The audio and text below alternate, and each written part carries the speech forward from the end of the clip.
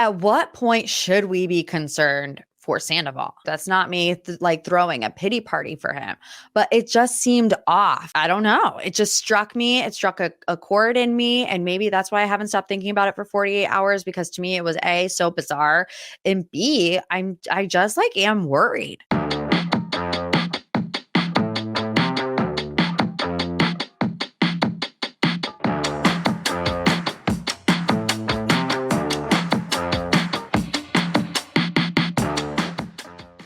Hello, and welcome to another episode of Morgan's Pop Talks, breaking down the latest in reality TV and pop culture. Jam-packed week. Of course, we have all things Vanderpump Rules. Some of my girlfriends are going to be joining for the deep dive this week. Lauren Herbert and Emily Orozco from Access Hollywood. We're going to deep dive into the premiere. But first things first, let's get into the Pop 3. Look at that. We are 30 seconds in, and I did not have a word vomit rant at the top of the show. Hello, it's called growth. We're doing new things in 2024. Let's start with the Golden Bachelorette. We have been sitting, waiting, wondering what the heck is going on with the Golden Bachelorette. Where is it? Rob Mills says it's coming. If you don't know who Rob Mills is, he is the executive vice president of unscripted and alternative entertainment at Walt Disney Television. It's a very official title. When you see Rob Mills, he runs the place. Okay, so his word is what is important here. So he was at the Real Screen 2024 Summit, and he was speaking. He didn't reveal too many details about the Golden Bachelorette, but he said something will be coming soon. Okay, so he also said they want to be really careful so that the spinoff series can be just as impactful as The Golden Bachelor. So obviously the wheels are turning, but we've just been wondering what is taking so long. I mean, think about it. It took them 5 years to come out with the first one. We were getting, "Are you a senior looking for love? Apply to be on The Golden Bachelor" in 2018. And it did not come out until 2023. So hopefully it's not another 5 years, but they're saying we want it to be as impactful. Are they doing extra background checks? Are they making sure everyone's LinkedIn is correct because they don't want to make the same mistake twice? In my opinion, this might be messed up to say, but I feel like they're probably trying to find people out there with the most gut-wrenching stories humanly possible, because although it might be kind of messed up to say, when you have that kind of heartfelt story, you get 10 times more invested. You're rooting for that type of person to find love because they've been through such hard times in life, right? You want them to have a happily ever after. So, I mean, the bar was set pretty high when you consider, the ending, it is what it is. But people loved The Golden Bachelor for however sideways it went. And you guys even know, I told you, I didn't even care really that it went sideways because I loved it so much. So the bar is really high. So they're just taking their time. Like I said, let's hope it's not 5 years time. But anyways, let's get into headline number 2, the Toms on the Vial files. I have not stopped thinking about this for the past 48 hours, okay? It was like a car crash that you could not look away from. It was a dumpster fire. Can I start with how I do actually feel bad for Tom Schwartz? I feel like he is constantly... I feel bad for Tom Schwartz because I relate to him in the fact that I'm a people pleaser. I actually like to refer to myself as a recovering people pleaser because I'm really trying hard not to be a people pleaser anymore. But I do care how people feel, how I make people feel, and I feel like Tom Schwartz kind of is the same way. But it gets to a point where he's loyal to a fault. He's constantly trying to interpret what Tom Sandoval is saying. It actually gave me Craig and Austin, remember at the Southern Charm reunion, anytime Austin was asked a question, Craig would answer it for him. And JT was like, "Can you shut up and can you let Austin answer the question? He clearly can't put 2 and 2 together to give you an answer." And that's what I feel like happens with Schwartz and Sandoval. I saw this comment on the Vial Files YouTube page, and I thought this was so true. Do you guys know the crab theory? The crab, it's like the boiling crab theory. Look, I've never heard of it before. David was trying to explain it to me. But basically what it is if you have crabs in a pot that's boiling, the crab that is at the bottom will reach up and try to grab the top crab and pull him down. And that is Tom Schwartz and Tom Sandoval. Tom Schwartz and Tom Sandoval are boiling crabs in a bucket. And Tom Sandoval is at the bottom and he's just nipping. He's just nipping at Schwartz's little heels, trying to grab him and trying to pull him down. Why? Because he wants somebody there with him. I mean, obviously, he doesn't want to be alone. He's been through a crazy year because of his own doing. But it's like he's just dragging him down, and it's sad to see. And I feel like you have somebody who's very aggressive in his mannerisms like Sandoval, and then you have the people pleaser, Tom Schwartz, and it's a recipe for disaster, truly. Sandoval totally forgot about the interview. He came in 40 minutes late, and he came in hot. If you come in 40 minutes late, I would think you'd be apologetic, right? You'd be like, oh my God, I'm so sorry I'm late. I forgot what day it was. No, he's like, you were an hour late to my podcast, Nick Vial. Bro, dude, like you were an hour and a half late, dude, it was I feel like I'm having a little bit of PTSD after it, to be completely honest with you. Defensive about everything. And I feel like maybe that's a coping mechanism for Sandoval, because he's just been so beaten over the head for a year. And even David, yes, because David and I watched this together while we were eating dinner last night. David even was like, even the way Sandoval now presents himself to the world, to me, you know why I want to say battered wife is because I have that scene stuck in my head of them when they're dressed up in drag and Schwartz is sitting on the toilet and Sandoval knocks in the door and goes, he's a battered wife, like that's just what is going through my head. But Sandoval, he's always in these hats. He's always got these sunglasses. He's always very into himself. Like, not like, I don't mean that in an egotistical way. I mean, like he literally is hunched over and like not looking people in the eye. And I just feel like it's giving witness protection program. Like he feels like he has to act like that. And maybe he does. I don't know. Maybe he does have to hide his face everywhere he goes. Maybe he can't look people in the eye right now because of the stuff that he's been through. But I have no idea. He's still also not able to take accountability without a but. He's like, yes, I cheated, but Ariana belittled me for years. She's being petty. She's not letting me buy out the house because I built a gym and I want my gym. The house was a big topic of conversation. He insists he made a cash offer of $3.1 million to keep it for himself. He said that they purchased the house for cheaper than what he's offering her right now. So her turning it down in his mind is just throwing a fit about the affair, right? That's what he's making it out to seem like, she's throwing a hissy fit about it. So he also said that she's hardly there and that she hasn't paid a single bill in months. Can I be real with you right now? Real. I believe Tom Sandoval that their relationship was not all rainbows and butterflies. I feel like there are a few instances in the show where you can see that, and maybe it's warranted, but Ariana does sometimes like snap at him. And it's like, if that's what's happening in front of a camera, what's going on behind the scenes? Now, if somebody was under my skin annoying me 24/7, I would probably snap at them too. Like it's just one of those things. You're going to get annoyed with your partner. But I don't think that their relationship was like, they were so in love and happy. And oh my gosh, we just love each other so much. I mean, clearly, they never even saw each other. They never spent time with each other. So there was just a lot of animosity in there. And we talk about this a little bit later with Lauren and Emily, that there's just such a fine line between love and hate.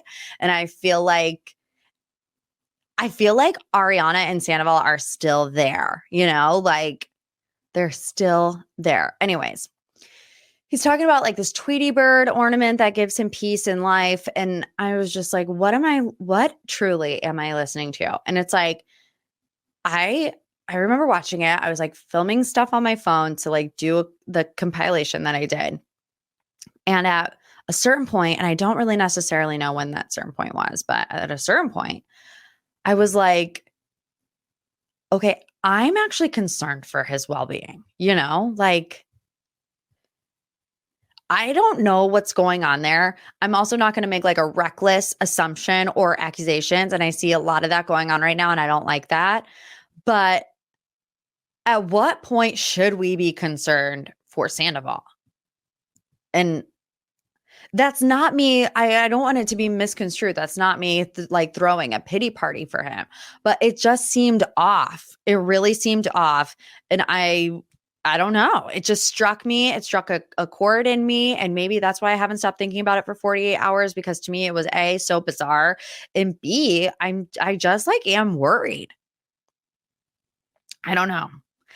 So we'll see how that goes. Anyhow, last but certainly not least in this week's Pop 3, Morgan Wade has scrubbed her Instagram clean of BFF Kyle Richards. So was this a relationship breakup? Was this a friendship breakup?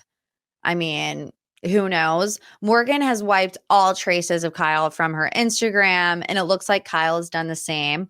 The only posts left on Morgan's page are one announcing her spring tour, crossing state lines, and then another promoting her upcoming opening slot on Alanis Morissette's Triple Moon tour. So she's going on 2 tours. Those are the only things that she has on her Instagram.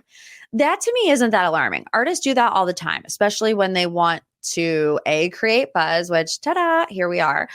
They want people to know that they're touring. I feel like most times it happens when they're getting ready to drop new music. So maybe she's getting ready to drop new music too. I mean, we've all been eagle-eyeing Justin Timberlake's Instagram page for the past couple of weeks. He wiped it clean and then was posting weird things. So that's not weird to me.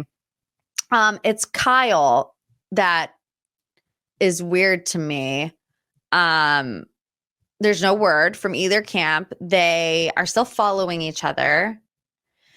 Kyle has consistently shot down the rumors of anything more than a friendship between her and Morgan. My thing is that, I mean, I haven't really had that many falling out with friends because, quite truthfully, I don't have that many friends. But I've never scrubbed a friend from my feed, like even if we're not friends anymore or whatever, something has to happen for that to happen. Now, ex-boyfriends, you better believe it. You better believe that when my ex-boyfriend broke up with me over text because he was moving to Oregon, I scrubbed it immediately. It wasn't even an archive. It was immediately in the dumpster, never to be seen again. So there's a couple different theories. We've heard, the rumors. It's not even rumors. Kyle's making a documentary about Morgan. So maybe Kyle is trying to help get the buzz up. Maybe, I don't think it's a coincidence that this happened after the Beverly Hills reunion taped, because it taped last week. Because I saw somebody on TikTok said that maybe something happened at the reunion, like Andy pressed about their relationship. Kyle gave an answer, and maybe Morgan didn't like that answer. Could be. Or this was the plan all along. Okay, we're going to wipe our Instagrams after the reunion so that Andy doesn't ask you about it. Could be.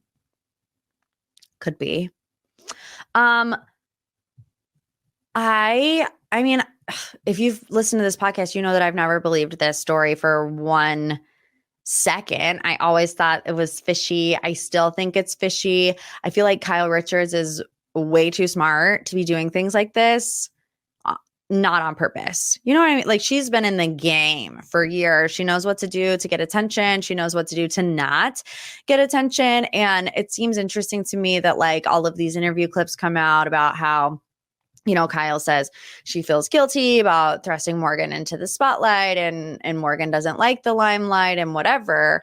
But then you do stuff like this, which is only going to generate more clickbait headlines, and it's only going to get more people talking. So there's a method to the madness. I just don't know what it is right now. I think probably it's just to promote Morgan's music. And like, if that's the case, spare me, please. Please, Kyle Richards, don't do this for another season, because I personally just don't know if I can take the lies. as Candy Burris would say. Okay, let's get into the deep dive. Of course, is Vanderpump Rules premiere week. So I have invited two of my girlies on to recap the first episode with us from the Housewives Nightcap by Access Hollywood podcast, Lauren, Herbert, and Emily Orozco. Lauren, Emily, thank you for joining MPT this week. How are you? We're so excited. Yes, so excited to be here and talk Vanderpump because, oh my God. Okay, just to kind of get the feelers out there, what did we think of the premiere? I was surprised. I thought it would be a little bit more like boom, boom, pow, just because they want to grab the audience. And so many people are going into this season thinking, okay, it's not going to be as good as last season. You know, it feels like they are saving the good stuff for a couple more episodes in. I completely agree. I think it was as good as it could have been, right? They're not going to go. I mean, we came off of such a high of Scandival at the reunion, the finale. And I think we're going to have to slowly ease into it. So I think it was as good as it could be. I'm excited. I don't think it was a bust. I don't think it was the best television I've ever seen, but I'm content with it. I'm happy with it. Yeah, I mean, there's so many different factors. And I feel like, especially now, you have to lay the groundwork of where each particular person is at. And it seems like they're all in very different places when it comes to both how they feel about Rachel, how they even feel about Ariana, how they feel about Tom. I mean, I think the fact that Tom wasn't in the episode also made it feel a little bit slower, I guess, than what we would have liked. But he was filming Special Forces. We see him come back at the very end. But let's just start with some of the things that I've been seeing online. Everyone's talking about Tom Sandoval blocking Summer Moon. Can we just put it out there that the 3-year-old doesn't run the Instagram account? Like, clearly Sheena runs the Instagram account. She's like, how could you block Summer? It's like, well, Summer doesn't go on Instagram. You do. It was, it is funny that he went to those lengths, Honestly, very funny. A little petty, but very funny. I mean, I don't know if you guys watched the after show, but I watched the after show. And what he said was that when he went to block Sheena, you know how when you block somebody on Instagram, you can also block any account associated with that login information? Right. Oh, I've never blocked someone, so. Oh, girl, I do it all the time. But it's true. Like when you block somebody, it says either block this user or block this user and any accounts that they're associated with. Because if you have like a troll, they're just going to make a new account and do the same thing, over and over again. So when you block it from like an email perspective, he says that's what happened. I don't necessarily know if I mean, it's believable, but I don't know if I believe it. I also really don't feel like he has to explain why he wanted to block Summer Moon. It's Sheena posting about Summer. If he doesn't want to see well, here's my thing. Why block her? Just unfollow her. Or mute. You don't it was just, it's a little aggressive to block her. I get blocking Sheena. I get blocking the rest of the cast, but just unfollow little, it's just cute photos of Summer. I don't know. Sweet little girl. It's just sweet. That was funny. It was funny though that Sheena was so upset about it.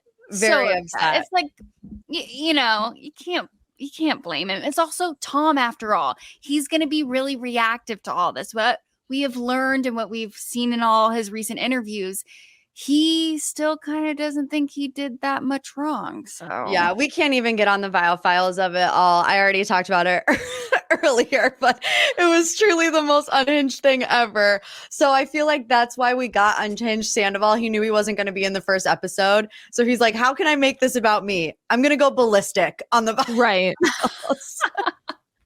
That was wild. That is so true. And then we end with him coming back. Oh. Right. So the next people that we see, Schwartz and James, they sit down and have a little lunch together. And Schwartz is talking about all of his regrets, naming the bar Schwartz and Sandy's. He has all this resentment. Do you think they're going to change the name? I've seen that rumor kind of floating around that Tom Sandoval has taken a step back from the bar, and B, that they're thinking about changing the name. I don't know. I feel like I will say at the VPR premiere party, they then had an after party and they were very like trying to get everyone who was at the VPR party to go there. I do think now they're like trying to have a resurgence. I don't think they'll change the name now. I think I don't think going to change the name. It was going to be they would have done it. They would have done it already. And now they're just trying to, they did the damage control and now they're trying to rebuild it. But no, I don't think. And also, Tom's not moving out of the house. No way he's going to give up his stake in the bar. Emily, do you feel bad for Schwartz? No, because I am in my like grown woman era and I feel like he's a grown ass man and he could choose to put boundaries in this relationship. Like, I think especially what we saw on the Vial files is like he continues to put himself in this position where it's like he's defending Tom, he's protecting Tom. Like, he could have just sat there and been like, I mean, and he did give him a little bit of a hard time, but like he was still being his like protector, you know? So I think Schwartzy, I think he's made his bed and he chooses to lay in it. You know, I can't feel bad.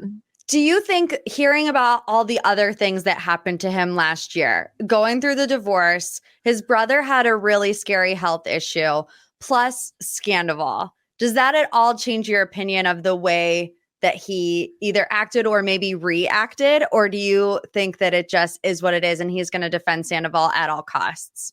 No, I do not. I don't feel, I mean, I'm so sorry about his brother, obviously. Like, that's super stressful for anyone. But I think anyone watching this, we all have shit. Like, we all have stuff going on in our life at any given moment. And we have to go to work and we have to act a certain way, you know? Yeah. So why should Schwartz be, you know, dismissed, treated from like that? a baby or he gives this puppy dog, and I love him. So like, I'm a big fan, but he's like this puppy dog, and like we give him the pass, and I just don't think we should. And then he gives Tom Sandoval the pass. Yeah. Pass after pass after pass. I don't know. Lots it's of passes. They're connected forever, and I don't know. I think, they're connected forever. Yeah, they are. I know that Rachel actually said this on her podcast. I don't know if you guys are listening. I listen here and there, but she said that the Toms are the most codependent relationship on Vanderpump Rules. And she's right. Like, she's totally right. 100%. I've never seen such a ride or die relationship. And, you know, that doesn't always mean it's good for you. Like, that means, well, no, it's not good for you at all. Yeah. It's totally not good for him, because Tom was going through his own stuff last year and he should have removed himself from the scandal of it all and like cut ties. I know he was attempting to after the reunion, but clearly that didn't last very long at all. But he has work that he needs to do on himself too. And I just hope that he puts himself first. And because he does put Tom with the two of them, it's clear that he puts Tom before him and he needs to put himself first. Go ahead. Sorry, were you guys surprised that they haven't seen each other's penises before? They said it on Vial. I was actually surprised, not because like I think they have any kind of intimate relationship, but just because they're so close. Right. I'm shocked they haven't, like, I don't know, like for some reason been compared or something. Yeah, I don't know. I try not to have that mental image, honestly. No. I'm cringy. I think though that James Kennedy hit the nail on the head when he said the best Tom is when you're just Tom Schwartz. I was like, James? Did that just come out of James Kennedy's mouth? Like, what is this evolution? Very insightful. He's very insightful. So. He's grown up. Yeah. Out of all of them, he has definitely grown up the most. Yeah. Or is it just that they were always older, he was always younger, and he has reached their age and they didn't, you know what I'm saying? They didn't grow beyond the age we met them. And then also he has Allie, and I think Allie's a good fit for him. Yeah, I do too. Why do like wild men always find like the most together, stable women? Because they need it. Opposites attract, for sure. Yeah, opposites, and he needed that. Yeah. So Schwartz is not only navigating his relationship with Sandoval, he's also navigating his relationship with Ariana, or I guess a lack of a relationship. They are not in a good place. Ariana does decide to go to Tom Tom in this episode. She's feeling a bunch of emotions, but she does not say anything to Schwartz. She doesn't even look at him. Are you supportive of Ariana in this, in the way that she's cutting Schwartz off? Yes, I think she needs to protect her inner peace. And if he is not one that is helping that at all, then like, see ya. I mean, I do think it's going to be tough filming, and we're going to see how they navigate that, especially the fact that her and the other Tom still live together. And then the whole assistant thing is how they communicate with one another. But Tom Schwartz did play a big role in this whole scandal and lied about it. Yeah. So I think I respect her to not want anything to do with him. I don't know. I kind of disagree, actually. Yeah. Really?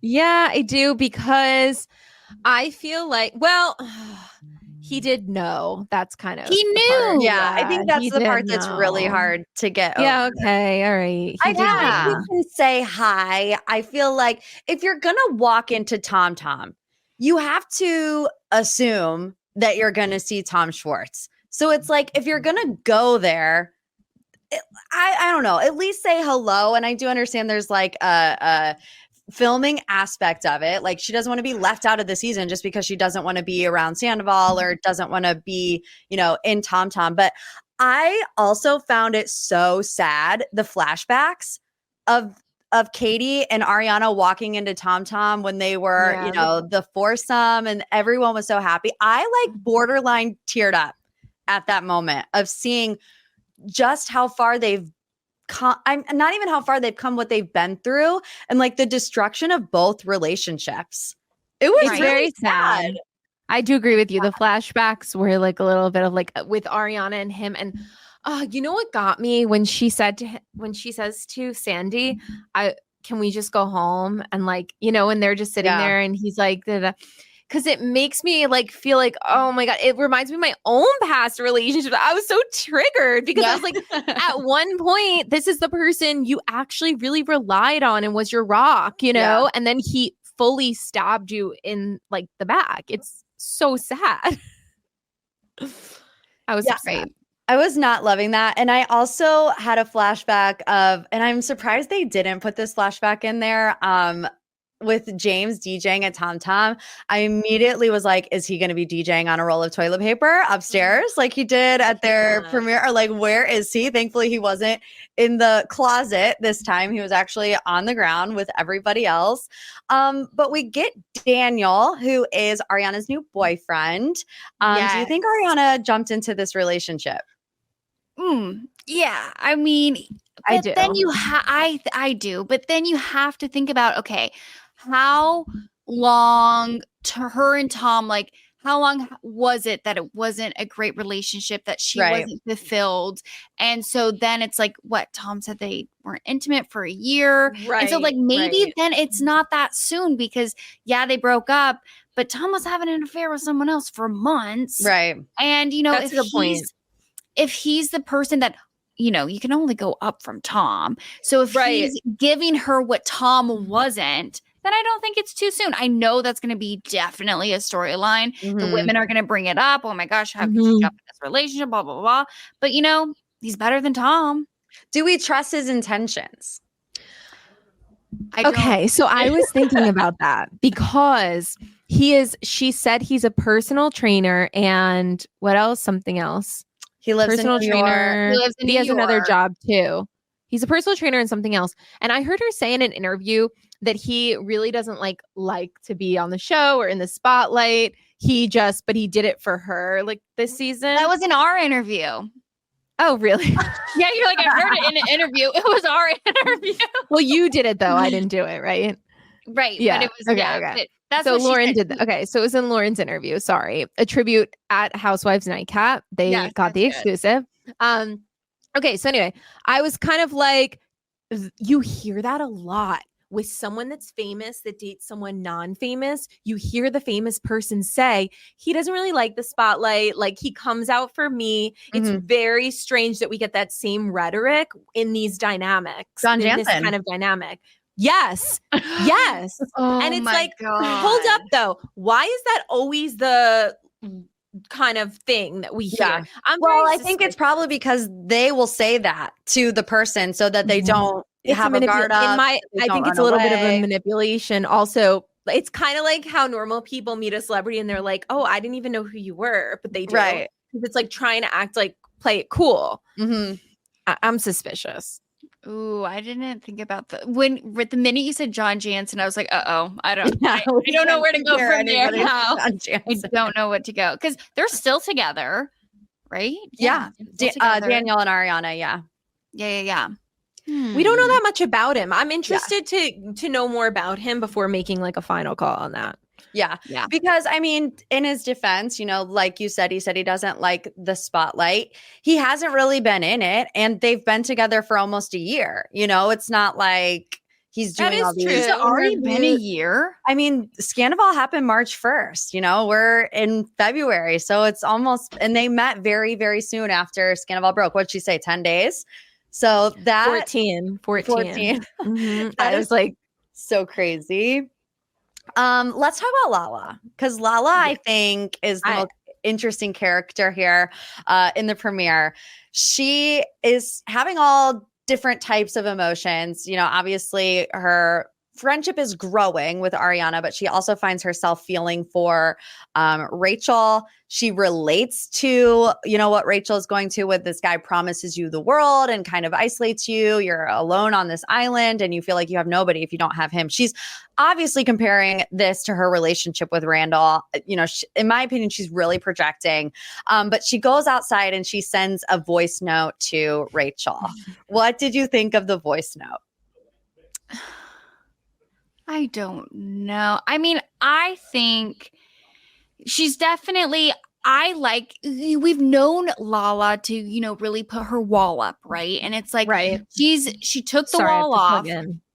She took that wall off and she is, I think, showed a vulnerable side of her because it's like, look, I'm relating to her. I don't know. I know they did it because like the way that they did it, it was because it was with the production of it all and, you know, her stepping outside. I think it meant a little bit more if it wasn't on camera or even like literally right outside of where they were filming. And there was a little bit more thought into it. I think that would have meant a little more, but I do think, I mean, look, she deserves to be heard out too. Right.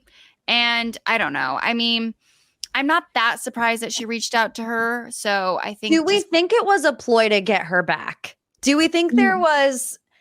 I'm not saying that it wasn't a genuine intention, but I think it might have been a genuine intention, but also a way to get her on camera. I do. I think it is. And I don't think so. I think it's a way to get Rachel into the plot. Sorry, guys. I obviously was dealing with some technical issues. My computer was dying. Okay. So I do think it's a ploy to get her in. I would be shocked if Rachel gives them anything because she's not. No, she's not. Yeah, I think and we the whole know thing, right, was that she didn't think she wasn't getting paid enough to come back. So if she even does anything, she's feeding the show, you know? And I don't think she'll do it. I don't know. I want to believe though that Lala had some good intention and it wasn't just production saying, reach out to her now. I want to believe that Lala did have some sympathy for her. I think Lala was really, I think she did. I think I wrote notes about Lala. Lala is softening. Her makeup, she's definitely softening. Her makeup is amazing. I'm actually going to find out who's doing her makeup. Her makeup looks flawless on the show. Yeah. Yes. Very natural. I do think she's probably feeling bad. She called herself a dog in a fight, right? She called herself a dog in a fight in this episode. I think she's feeling bad. Like I was a little much. Yeah. She was. Look back on the reunion. She was. The thing of it is that her and Ariana, they just weren't that close for her to be that intense with her. I could see even if it was Sheena, who was Ariana's best friend for, 10 years, but like, like historically through Vanderpump Rules, Ariana and Lala have never really been close. Maybe it's because something to do with Tom Sandoval. Lala never liked Tom. They kind of kept each other at arm's length, but I never felt like, sure, she probably was mad on behalf of Ariana, but I also feel like she was mad on behalf of last season was supposed to be a lot about her and Randall, and it was not about her and Randall at all. So whether it was subconsciously, she was kind of going hard in the paint because she was upset that she didn't get to get all of her stuff out there, or if she's just projecting and that's just the way that it's all coming up. I don't know which one it is, but I do find it hypocritical, just like Ariana said, where last season Schwartz played pickleball with Randall and Schwartz was public enemy number 1 to Lala. So it's like, how can she turn around and expect people to treat her any differently, I guess? I feel like comparing the situation is not the way to, like, she keeps comparing her ex with this situation, and I don't think we can. I think it's a very different separate. Right? Katie is like, your ex is not her ex. They are two different people. Yeah, it's a very different situation, and I don't like comparing. And I think Lala's finding sympathy because she's relating it, but I don't think there is. I think we don't even really know all the details of Randall. No, we really don't. Not. We don't really know exactly. He's never fessed up to anything. We don't know what went down, Yeah. And I mean, the guy's got quite the rap sheet if you, really do a deep dive on Randall. But has denied the things that has been accused of. But then you have they're still in that custody battle. So I don't think she can even say that much. Right. No, I know. I think it's a little murky for us as viewers to compare the two. We don't really know the ins and outs of what went down between her and Randall. I will say, even though I do find it a bit hypocritical, I'm glad that it's happening, because if everybody was on the same page and nobody had that soft spot for anybody, we would just have a season of nothingness, of them bashing each other, no progress being made. No. Lala being the first one is going to open the door for people like Sheena. We know Sheena's going to have something happen with Sandoval, whether or not they're friends right now. I don't really know. I think that's a question on everybody's mind. But like I said, if Lala had not expressed this, I don't think the season would really go anywhere. It would just kind of be flat line, especially with Rachel not coming back. Right.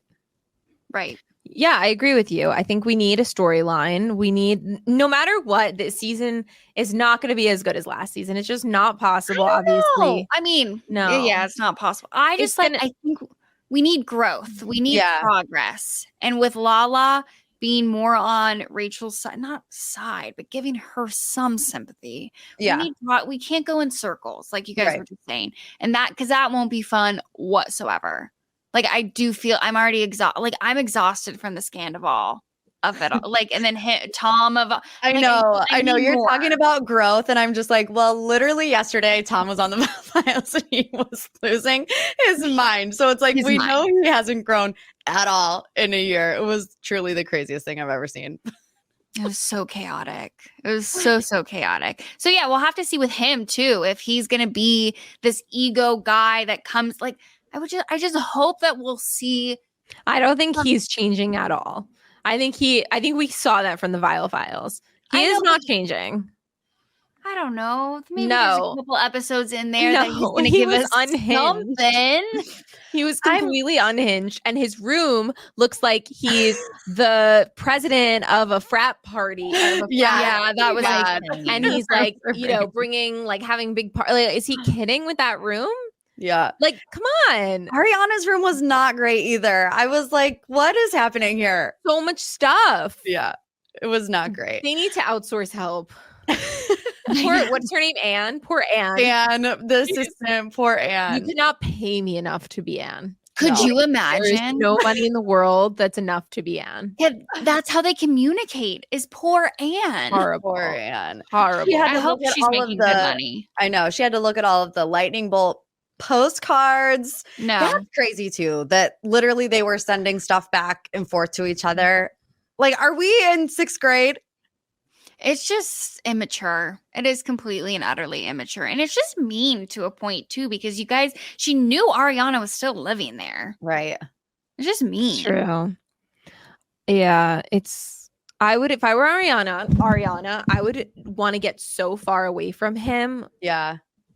What's your opinion But- on the house? Do you guys think she should just let him buy her I out? Don't know why. I get it. I get the stubbornness. I get it because it's like you are the one that did me wrong and this is my house and we put money, we both put But money. what does she into- want? I'm confused. Like, what would it take for Ariana to sell the house? She wants to buy wants him out. Oh, she wants to keep her house. Yeah. Oh no, I Maybe thought he she won't. wanted to move. I think she Well, wants to now she sell it. does. Yeah. But like during the filming of it all, it's like she wanted to stay and then he wanted to stay, but now he still wants to stay. Right. And she wants to sell it to a third party. Right. And this is why people get married before they buy houses. True. To be honest, thank you, Lauren. Yeah. Completely, all those men out. I doubt the audience is a lot of men, but if any men are listening, this is why you get married. Yes. How many men Right. are like, I just don't see a reason. No.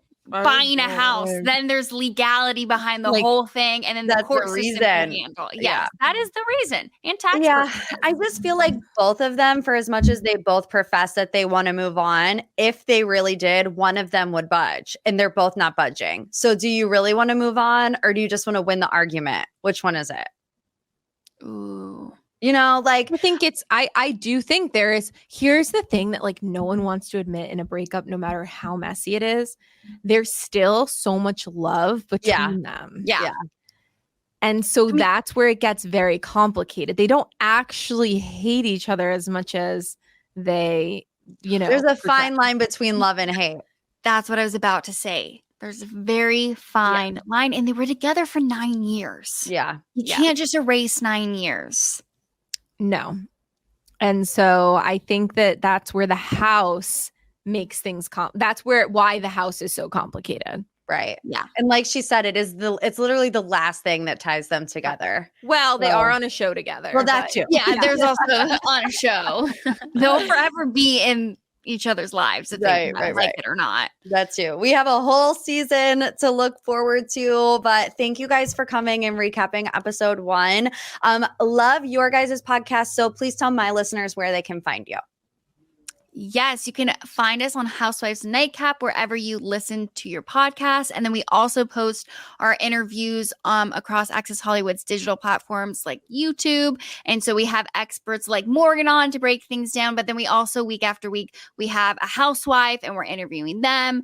So yeah, come and like and support us. Follow along. And yes, follow along. Yes. Thank you, Morgan. Thanks for having us. ladies. Love ya. Love you. Bye. All right, that does it for this week's episode of MPT. Make sure you hang around Patreon on Friday. We are going to be recapping this week's episode of The Bachelor. Extra Pop also coming out on Patreon. You can subscribe by clicking the link in the show notes below. Didn't get a review last week, so do it. Please leave a review, a little 5-star, boop, boop. I love you like a sis, because you know that I do. Don't know. Spiraling, I have watched way too many hours of Tom Sandoval on my TV this week, and this is what it does to me. It makes me a little cuckoo in the brain. Okay? See you soon. Next Thursday, another MPT. Love you like a sis.